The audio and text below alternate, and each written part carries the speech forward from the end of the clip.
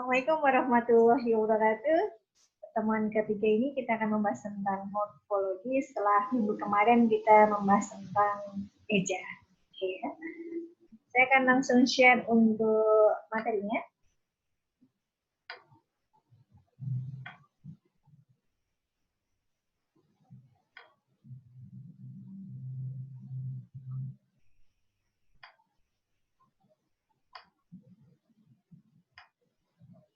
Oke, morfologi ya. Kalau mungkin pada saat materi ejaan teman-teman sudah belajar tentang kata dasar, kata turunan, tentang tanda baca, seperti ya. Kemudian bagaimana menuliskan istilah asing, sekarang kita akan lebih fokus kepada morfologi atau tata kata. Ya. Morfologi memang harus kita pelajari karena terkait dengan bagaimana cara penulisan baku dari sebuah karangan ilmiah. Kita akan membahasnya secara lebih detail lagi.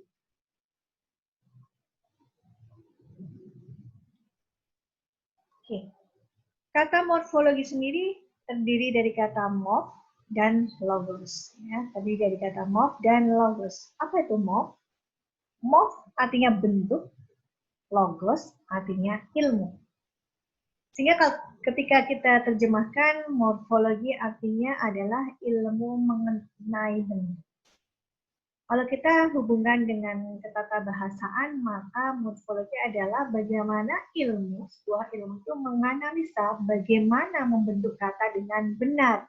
Sehingga nantinya dia akan memberikan arti atau makna yang bisa dipahami oleh pembacanya. Atau dengan istilah singkatnya, sering sekali morfologi disebut dengan tata kata. Lalu, apa yang disebut dengan tata kata tersebut? Tata kata adalah ilmu bahasa yang membicarakan seluk-beluk bentuk kata, serta pengaruh perubahan bentuk kata terhadap golongan kelas maupun arti dari kata tersebut. Ya. Nanti akan kita melihat contoh, misalkan kata-kata yang mungkin mirip ya, hanya dengan mendapatkan imbuhan ternyata beda arti. Seperti itu. Itu akan kita pelajari dalam materi morfologi. Kenapa kita harus mempelajari tentang morfologi? Karena memang bahasa Indonesia itu mengenal adanya imbuhan, baik itu awalan, sisipan, ataupun akhiran. Pemberian imbuhan ini akan menimbulkan makna atau arti baru dari sebuah kata.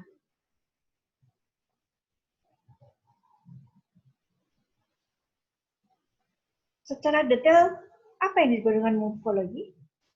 Tadi sempat saya sampaikan ya, bahwa morfologi itu ilmu tentang kata gitu ya, bentuk kata. Sehingga ketika kita artikan lebih dalam lagi adalah ilmu yang mempelajari tentang seluk-beluk kata, serta pengaruh perubahan bentuk kata terhadap golongan dan arti kata. Nah, kalau kita mempelajari morfologi, maka kita tidak boleh melupakan keterkaitannya dengan morfem. Morfem adalah unsur terkecil yang secara individual mengandung pengertian dalam bahasa ujaran suatu bahasa. Ini mungkin teman-teman ketika mata kuliah bahasa Indonesia sudah mengenal tentang apa itu morfem gitu ya. Di mata kuliah penulisan karya ilmiah ini akan lebih menjelaskan tentang bagaimana pemilihan atau penggunaan suatu kata sehingga dia bisa menimbulkan arti atau makna yang sesuai dengan apa yang ingin kita tuliskan. Lalu apa yang sebenarnya disebut dengan kata? Kata kalau menurut Bloomfield gitu ya, dikatakan kata itu adalah bentuk bebas yang paling terkecil ya, yang dapat diucapkan secara berdikari, artinya secara mandiri. Gitu ya. Di mana untuk satuan bebas tersebut ada dua satuan, yaitu fonologi dan satuan gramatik. Di mana untuk gramatik sendiri dapat terdiri dari satu atau beberapa morfem. Contohnya, morfem men mempunyai struktur fonologi atau alloform sebagai berikut.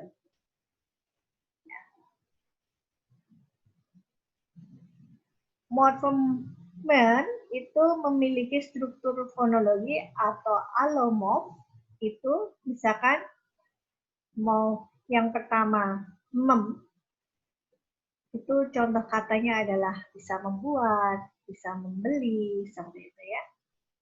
Kemudian morf untuk men itu bisa contohnya adalah mendidik, mendapat, seperti itu.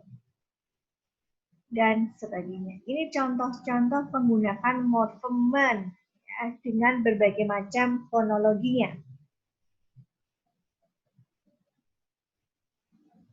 Kemudian dalam kata sendiri mengenal yang disebut dengan bentukan kata. Bentukan kata. Contohnya, saya akan mengontrakkan sebuah kamar. Kita lebih fokus kepada penulisan mengontrakkan. Kata dasarnya kontrak. Ya. Dan mendapatkan imbuhan berupa awalan berupa meng dan akhiran kan. Pembentukan kata ini kita akan lihat kenapa kok kata dasarnya luruh dan sebagainya. Ketentuan sebuah huruf itu luruh atau tidak dalam bentukan kata itu yang akan kita pelajari di morfologi. Ini ada contoh-contoh penulisan bentukan kata.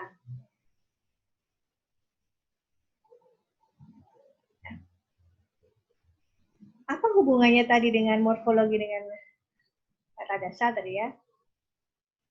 Kita tahu bahwa morfologi itu adalah tata kata dan kita paham bahwa ada beberapa kata, ada yang berupa kata dasar, kata berimbuhan, kata ulang, kata majemuk gitu ya. Mari kita sudah mempelajari.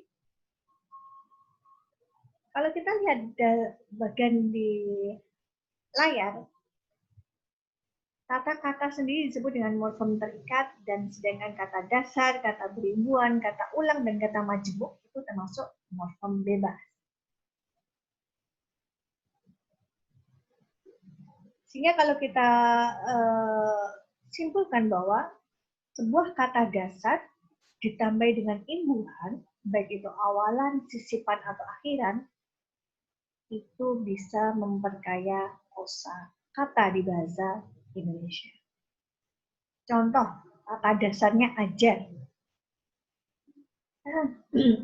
Kemudian kata ajar itu dia merupakan kata verb, ya, verba termasuk dalam kategori verba. Kemudian kita ubah, kita beri dengan akhiran an menjadi ajar, itu berubah menjadi bentuk nominal. Bentuk kata nominal. Itu sudah memperkaya kosakata baru. Yang kedua, kata ajar kita tambah awalan meng, jadi mengajar, itu sudah beda makna dengan ajar, sudah beda makna dengan ajar. Begitu juga ketika kata dasar ajar kita tambah dengan imbuhan pe, sehingga menghasilkan kata baru pelajar, itu juga sudah memperkaya kosakata. Ada berbagai macam kata baru, kata bentukan yang berasal dari kata dasar yang mendapat imbuhan. Dan kita lihat ternyata itu sangat memperkaya kosakata dan menimbulkan makna baru dari kata-kata baru tersebut.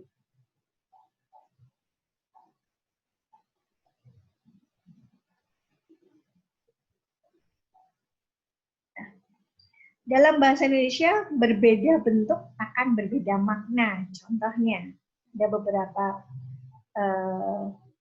contoh ya. Ibu Ratna mengajar bahasa Indonesia di ITB.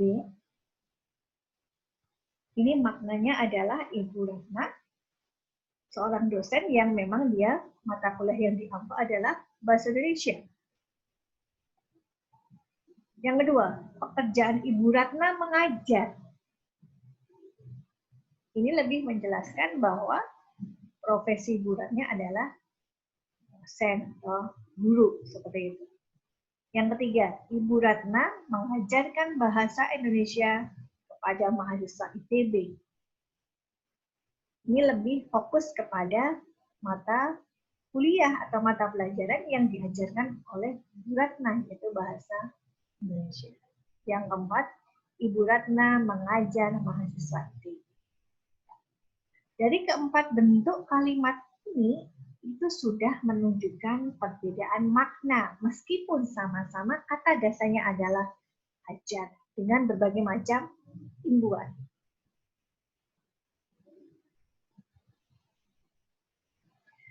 Ketika pembentukan kata itu menyangkut 3 aspek. Ya. Aspek yang pertama adalah afiksasi, pengimbuhan atau pemberian imbuhan. Aspek yang kedua adalah reduplikasi atau pengulangan. Dan aspek yang ketiga adalah kompleksasi atau pemajemukan. Kita akan belajar satu persatu. Yang pertama adalah tentang imbuhan atau afiks.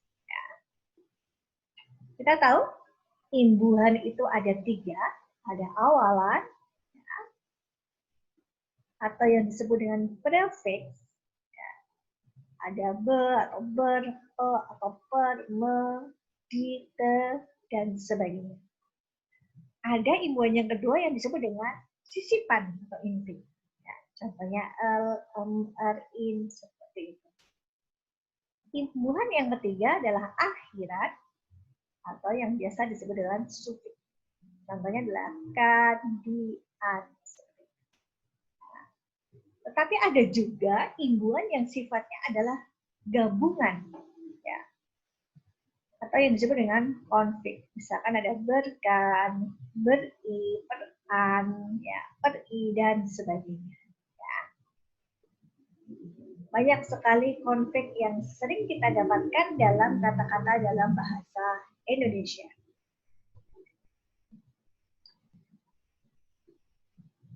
Oke. Sebuah kata dasar ketika dia mendapatkan imbuhan, ya, baik tadi awalan, sisipan, ataupun akhiran, atau bahkan konflik, itu akan mengalami perubahan, baik perubahan bentuk, perubahan jenis, maupun perubahan makna. Kita akan bahas satu persatu. Kasus yang pertama adalah ketika sebuah kata dasar mendapatkan imbuhan, maka akan menimbulkan perubahan bentuk.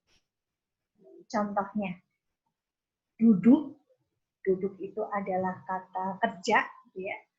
Kemudian ditambah dengan akhirat an, akan menjadi dudukan. Dudukan itu artinya tempat untuk duduk, gitu ya. Bangku, seperti itu. Itu sudah berubah menjadi kata benda. Ini menunjukkan bahwa sebuah kata dasar diberi imbuhan itu bisa menimbulkan perubahan bentuk kata. Kemudian perubahan yang kedua adalah ketika kata dasar diberi imbuhan itu akan terjadi perubahan jenis. Jenis dari ada yang semula dari verb menjadi nominam, menjadi adjektif dan sebagainya. Contohnya, makan ditambah dengan an. Makan itu kata kerja, ya, atau verb. Kemudian ditambah dengan imbuhan an menjadi makanan, itu berubah menjadi kata nomina atau kata noun atau kata benda. Ya, itu sudah berubah jenisnya. Kemudian perubahan yang ketiga adalah ketika sebuah kata dasar mendapatkan imbuhan, itu akan menimbulkan perubahan makna. Ya. Contohnya, perumahan, ya, kata dasarnya rumah, berumah, itu juga kata dasarnya rumah, dirumahkan, itu juga kata dasarnya rumah. Tapi perhatikan, maknanya menjadi berubah. Rumah, kata dasar rumah ketika menjadi perumahan, maka berarti adalah lingkungan banyak rumah, gitu ya, yang jajaran rumah-rumah, ya, itu menjadi berubah makna. Jadi semula kata dasarnya rumah. atau berumah gitu ya. Berumah itu artinya beralamat gitu ya, itu juga menjadi sudah perubahan makna. Atau bahkan dirumahkan. Kata dasarnya sama-sama rumah. Tapi ketika mendapat imbuhan, ya, maka dia sudah berubah makna.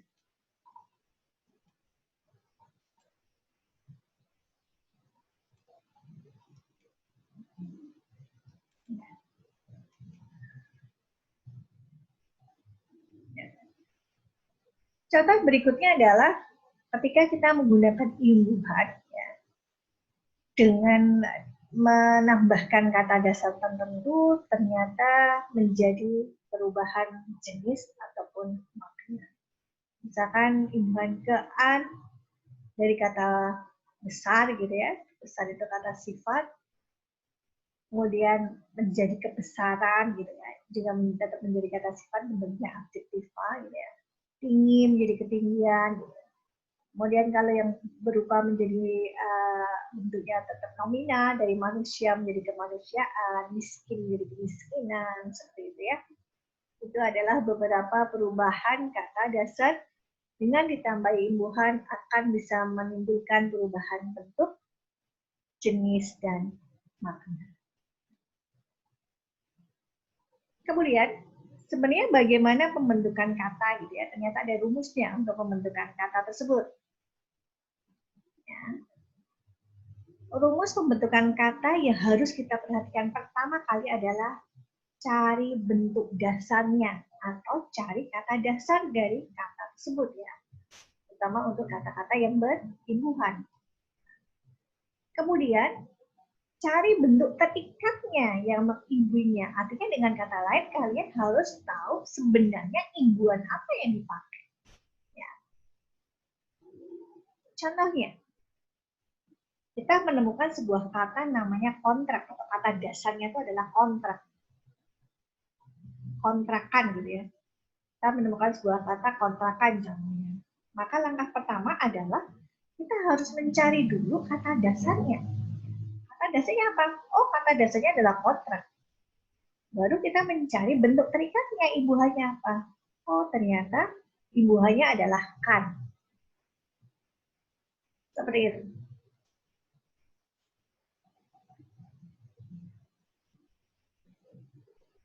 Kemudian ada yang kedua, kontrakan. Kontrakan. Ini kata dasarnya apa? Oh, kata dasarnya adalah kontrak ditambahkan atau kontrak ditambahkan gitu ya. Ini harus paham benar karena nanti penentuan kata dasar dan imbuhan itu akan menimbulkan atau menyebabkan makna yang berbeda. Oke, kita akan membahas tentang imbuhan, terutama dari praktik dulu ya, secara mendetil. Praktik atau awalan yang akan kita pelajari adalah me, atau men, dan be atau pen, di mana untuk me sendiri dia memiliki alomorf, bisa me, bisa mem, bisa men, ya. Meng, bisa men, bisa menge. Sedangkan untuk awalan pe itu alomorfnya bisa pe, bisa pem, bisa pen, bisa peng, bisa pen, bisa peng. Kita tambahkan sekalian be, bisa sendiri atau be. Te, bisa te, bisa ter, dan tel. Ya.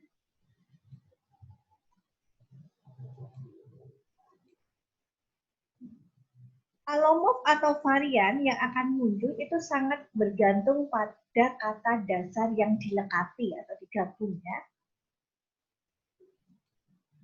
Nah, contohnya.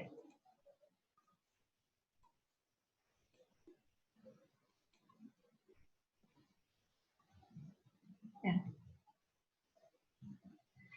awalan me ya, ditambah dengan kata dasar yang diawali dengan huruf K, maka huruf K-nya akan meluruh. Me tambah kail menjadi mengail gitu ya. Me dengan kering menjadi mengering. Me tambah kurung menjadi mengurung, me dengan kalkulasi menjadi mengalkulasi ya. Jadi kita lihat bahwa huruf K-nya itu menjadi kurung. Kemudian awalan me tambah P, ya, huruf P. Kata dasar yang awalnya dengan huruf P. Itu juga akan menjadi luruh. Me, paku jadi me, maku, me sama pikul menjadi memikul, me dengan putar menjadi memutar, dan sebagainya. Untuk awalan me tambah s, ya, kita lihat di sini. Ternyata ketika awalan me itu ditambah dengan kata dasar yang kata awalnya adalah atau huruf awalnya adalah s, maka dia akan berubah menjadi men. Me tambah surat dari menyurat. Me tambah sikat dari menyikat. Me tambah saring menjadi menyari. Ya. Ini beberapa perubahan kata.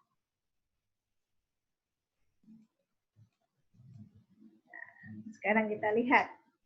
Awalan me ditambah dengan kata dasar yang huruf awalnya adalah T, ya, maka dia akan berubah menjadi men.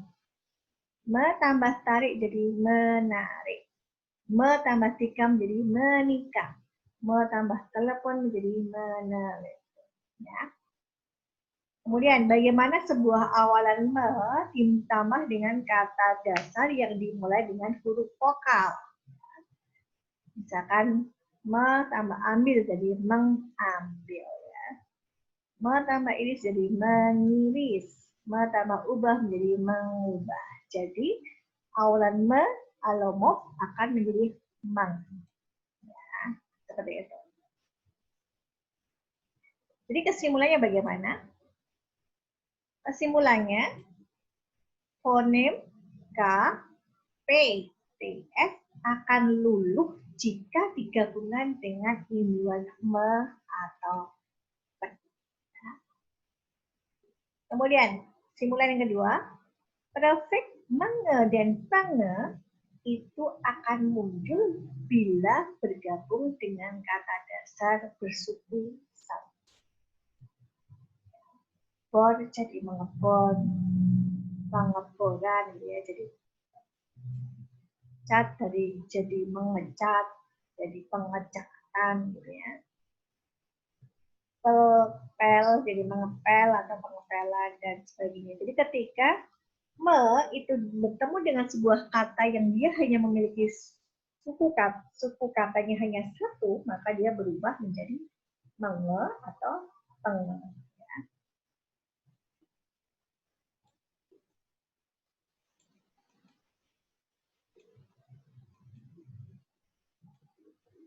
Nah, bentukan kata berikutnya kita bicara tentang gugus konsonan. Ketika gugus konsonan, artinya gugus konsonan itu adalah dua konsonan yang dia berdekatan, gitu ya, seperti PR, ada ST, SK, TR, SP, KL, itu tidak mengalami peluluhan jika dirangkaikan dengan imbuhan me atau pe. Ya. Contohnya gugus konsonan untuk PR dari kata produksi, maka dia tidak akan mengalami peluluhan jika dirangkai dengan me atau pe. Misalkan memproduksi, jadi bukan memproduksi, ya, tapi memproduksi. Ya. Seperti itu.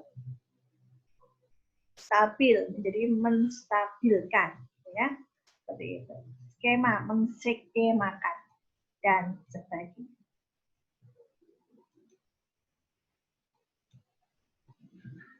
Mungkin di contoh terakhir bisa kita lihat kritik. Yang benar adalah mengkritik, bukan mengkritik. Ya. Karena huruf KR-nya tidak dulu. Catatan khusus untuk PR, jika ditempeli dengan PN, nah, maka bunyi PN-nya jadi lulu. Jadi pemroduksian, contohnya sepertinya pemroduksian. Perhatikan program, memprogram. Tapi kalau jadi tambah pe, jadi pemrograman, ya. Jadi luluh khusus untuk PR. Tetapi di bahasa Indonesia sendiri ada beberapa pengecualian ya untuk imbuhan me atau pe, seperti mengkilat, yang contoh pertama kilat, kilat tambah me, seharusnya kan dia luruh ya. Tetapi khusus di sini dia tetap tidak mengkilat. Punya ada me, harusnya tadi luruh, tetapi ternyata ada pengecualian tetap mempunyai. Jadi ada beberapa pengecualian di bahasa Indonesia. Huruf me ditambah dengan kata dasar yang diawali dengan fonem K, P, T, S tidak akan luruh ya, khusus beberapa kata tertentu. Kemudian awalan ber bervariasi menjadi bel jika diserangkaikan dengan kata ajar, yaitu menjadi belajar. Awalan be dan ter bervariasi menjadi be dan te jika dirangkaikan dengan kata yang suku pertamanya berbunyi er. Contoh, ber ditambah cermin.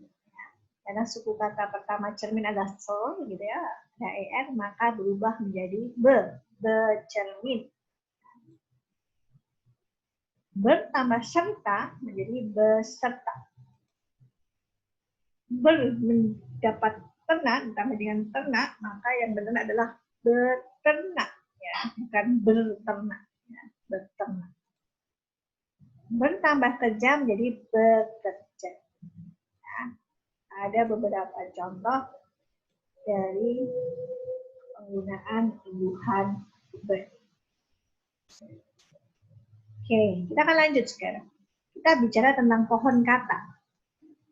Ya, pohon kata. Pohon kata ini bisa kita pakai untuk mengurutkan dari kata dasar sampai menjadi bentukan kata jika diberi imbuhan. Ya. Contohnya kata dasarnya ubah. Ubah, kemudian kita mendapat atau kita kasih dengan imbuhan gitu ya. Bisa menjadi berubah, bisa menjadi mengubah gitu ya. Nanti berubah jadi perubahan dan sebagainya. Ternyata menimbulkan banyak bentuk kata baru. Ya. Ini contoh bagaimana kita menelusur sebuah kata, bentukan kata.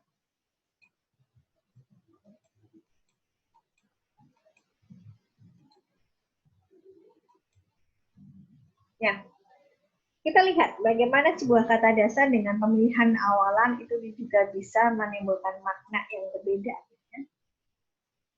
Ada kata-kata pertunjukan sama pertunjukan. Nah, dengan kata-kata dasarnya sama yaitu tunjuk dan imbuhan per-an. Kalau kata-kata pertunjukkan kemampuanmu sebagai mahasiswa, ya, itu berarti dia maknanya adalah suruhan atau imperatif. Mahasiswa disuruh mempertunjukkan kemampuannya. Tapi kalau kita katanya adalah pertunjukan, itu artinya adalah tontonan atau hiburan, atau pentas gitu ya, seperti itu. Itu sudah menunjukkan bahwa ada perbedaan makna. Kenapa morfologi ini menjadi penting dalam karangan ilmiah? Karena kita perhatikan dari contoh-contoh yang kita bahas tadi, hanya yang pertama adalah ketika kita salah menuliskan huruf yang harus meluruh ketika mendapatkan imbuhan. Ya, seperti tadi kita bicara tentang bagaimana mengajarkan, itu beda makna dengan mengajari. Gitu ya. Mengajar itu juga beda. Seperti ajaran itu juga sudah beda makna. Itu yang pertama. Yang kedua adalah kita paham benar bahwa ternyata perbedaan kata ini hanya beda satu huruf saja, contohnya pertunjukan dan pertunjukkan, itu sudah menjadi makna yang sangat berbeda. Ya. Jadi kita harus hati-hati benar ketika menulis kata-kata, terutama kata bentukan di karangan ilmiah.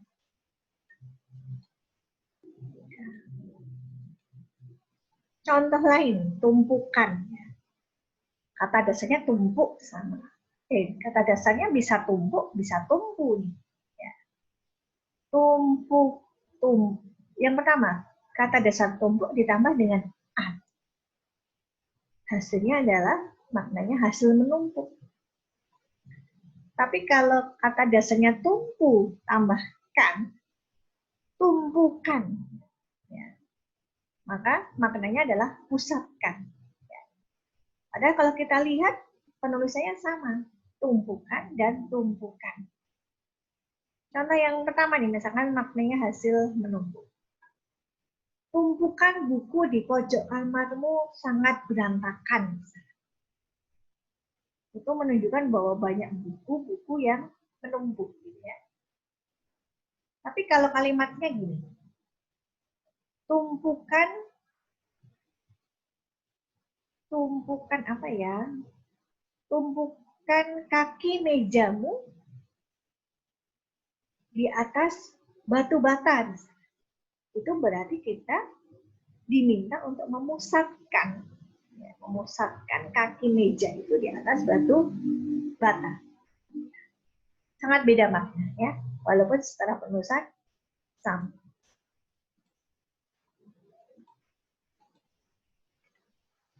Ada lagi kalau misalkan sama-sama tumpu,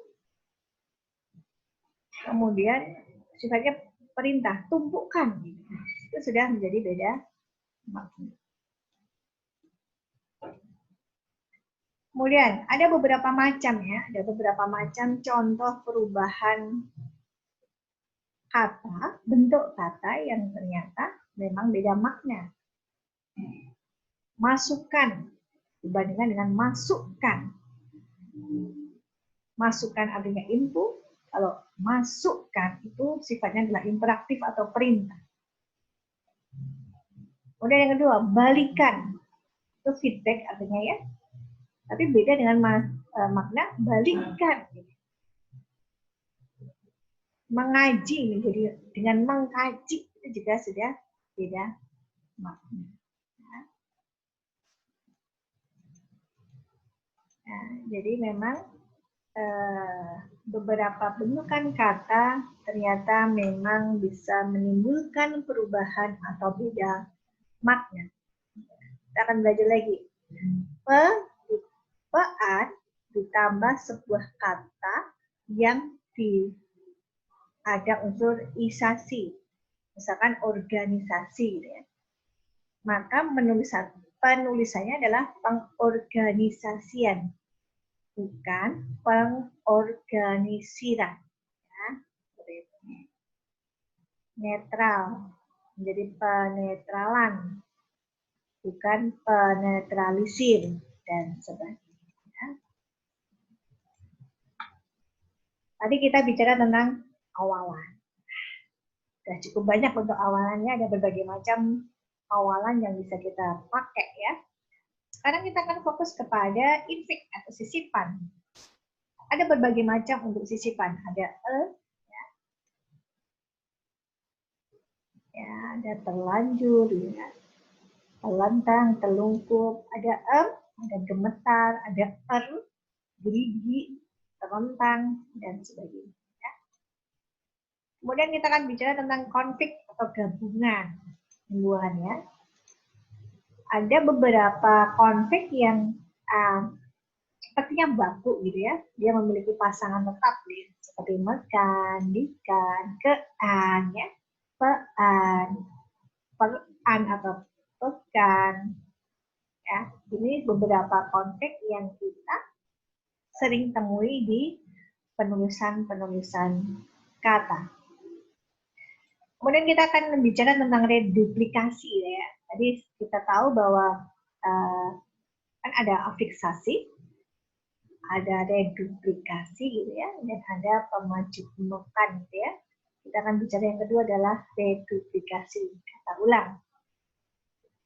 Kata ulang itu dapat dibedakan menjadi 4 golongan. Yang pertama adalah kata ulang seluruhnya. Contohnya mesin, pesawat, artinya kata dasarnya akan diulang seperti itu. Atau ada juga kata ulang yang berimbuhan. Ya, contohnya mengambil, pahit, mengait, mengada, gitu ya. Ini kata ulang berimbuhan. Yang ketiga adalah kata ulang berubah bunyi. Contohnya lauk, pauk, porak, poranda, sayur, mayur, gitu ya. Itu juga termasuk kata ulang berubah bunyi. Terus ada juga yang disebut dengan kata ulang sebagian. Contoh, dedaunan, pepohonan, tetamu, gitu ya. Itu termasuk ke dalam kata ulang. Oke. Kemudian kita afiksasi sudah, duplikasi sudah, kita akan bicara tentang kompleksitas di kata majemuk. Ya. Kata majemuk atau kompleksitas biasanya akan ada beberapa kata yang dipakai. Sekarang kita akan bicara tentang makna. Beberapa bentukan kata pasti memiliki makna yang berbeda ya. Pewaris itu beda makna dengan mewarisi, beda makna dengan ahli waris. Menugasi itu beda makna dengan ditugasi. Seperti itu. Dan sebagainya. Nah, ada beberapa kata, bentukan kata yang memang maknanya itu berbeda satu sama. Contohnya, kita bicara dengan kata dasarnya tugas. Kata tugas mendapat imbuhan menjadi ditugasi, itu artinya diberi tugas. Di mana objeknya yang diberi tugas. Contohnya Faiz ditugasi membeli sayur. Maka Faiz diberi tugas untuk membeli sayur. Kemudian ditugaskan, itu artinya dijadikan tugas. Objeknya berupa pekerjaan. Contohnya, matematika ditugaskan kepada siswa untuk diselesaikan. Ya. Di mana matematika objek itu menjadi pekerjaan. Kemudian kata dasar waris, ada warisan, benda atau sifat yang diwariskan. Mewarisi berarti menerima warisan. Mewariskan, memberikan warisan. Ya. Pewaris, pemberi warisan. Dan ternyata memang menjadi beda makna, walaupun kata dasarnya sama-sama waris. Ya, ini ada beberapa contoh nih.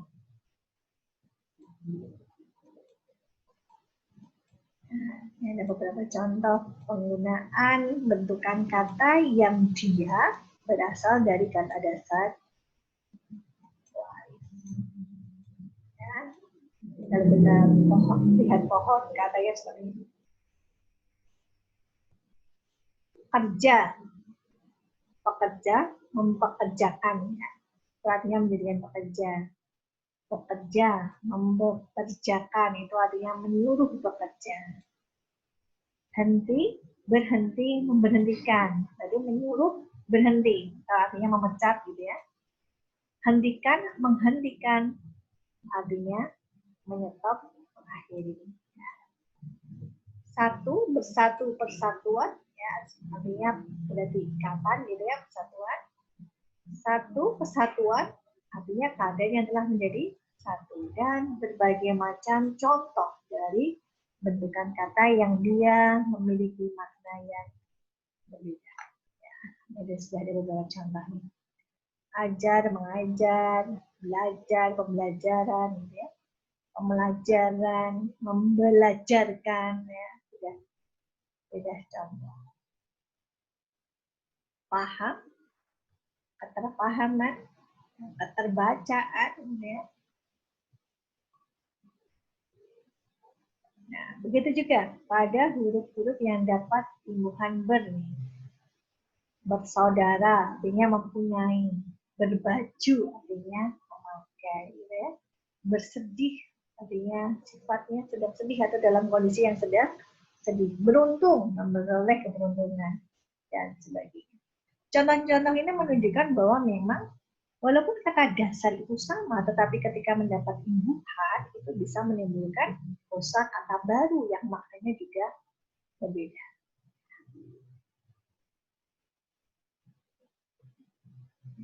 contoh-contohnya. Memanaskan, membelikan, menyiramkan, dan sebagainya.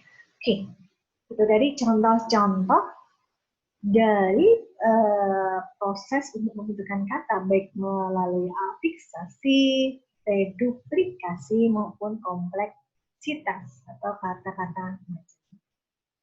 Kita juga sudah belajar bahwa sebuah kata dasar ketika mendapatkan imbuhan itu bisa menimbulkan tiga macam perubahan.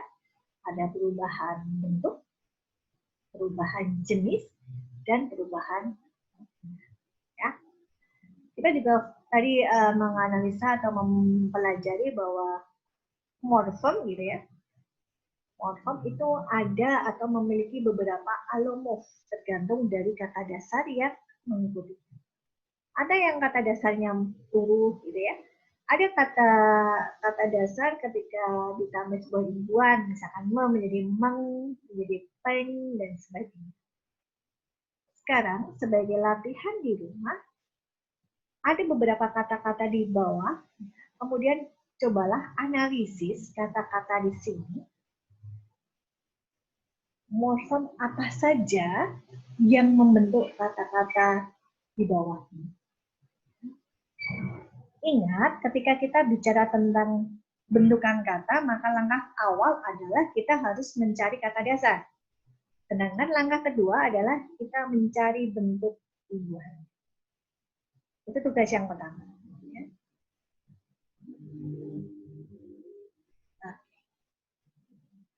Ya paham ya, berarti cari dulu kata dasar dan cari imbuhannya. Kemudian tugas yang kedua.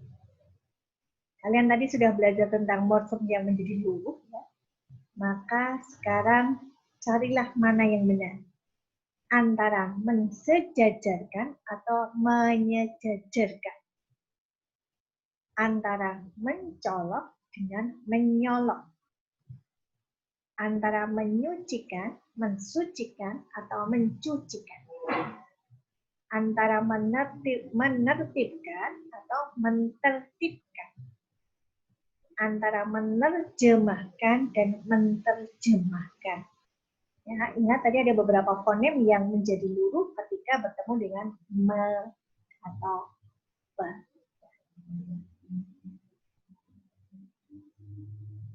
Oke. Itu tadi materi tentang morfologi. Kita belajar tentang bentukan kata. Dan ingat, meskipun morfologi ini mungkin sudah kita pahami ketika mendapat mata kuliah bahasa Indonesia ataupun pada saat SMP SMA, tetapi ingat, kesalahan penulisan kata, terutama di kata bentukan, itu sangat fatal ketika kita menulis dalam karangan. Jadi perhatikan benar ketika menulis kata atau kalimat di karangan ini. Perhatikan apakah kita sudah menulis dengan benar tentang morfologinya, bentukannya, apakah benar, imbuhannya yang kita pilih itu sudah benar atau belum, itu harus kita pastikan secara detail. Oke, itu saja teman-teman, kita akan bertemu dengan materi berikutnya tentang tata kalimat ya. Kalau kemarin ejaan, morfologi, kita lebih fokus kepada masalah kata, tetapi pada pertemuan berikutnya kita akan masuk kepada tata kalimat. Oke, itu saja mungkin materi yang bisa saya berikan. Semoga manfaat. Terima kasih atas perhatiannya. Saya tutup. Assalamualaikum warahmatullahi wabarakatuh.